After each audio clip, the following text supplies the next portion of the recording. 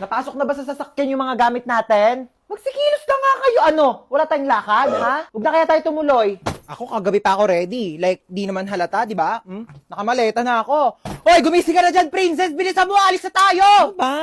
Magpatulog ka nga. Ang aga-aga pa eh. Maaga pa, princess, ha? Sige, maiwan ka na!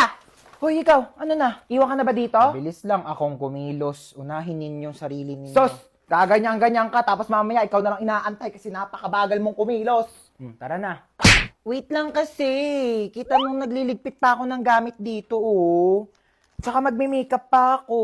Asan ba kasi yung damit ko? Ni-ready ko na yun, eh. Ma, nasan yung crop top ko na pink? Ay, naku, princess, hindi ko alam sa'yo. Hindi ko makita. Sinabihan na kasi mag-ayos na ng gamit kagabi pa lang, tapos ngayon nagmamadali kayo. Oh, wag na kaya tayong lumabas. Mahina heartburn yata ako. Panay ang pagko-coffee shop mo, magre-review, tapos bagsakin naman yung mga grado. Sasayang ka lang ng pera. Kuhain mo yung Kreml S Cool Relief ko dyan sa bag.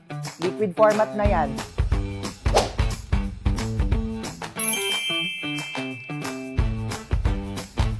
Diba? Wow! Oh my gosh, okay na ako, ma. Masarap din siya for me. Sige, ma, maglalagay ako nito sa bag ko, ha. Baka kasi samayin ulit ako ng pakaramdam pag guminom ako ng kape. Ano na, kanina pa kami nandito. Dali lang. Ano naman nakasaksak? Yung gasol, nakapatay ba?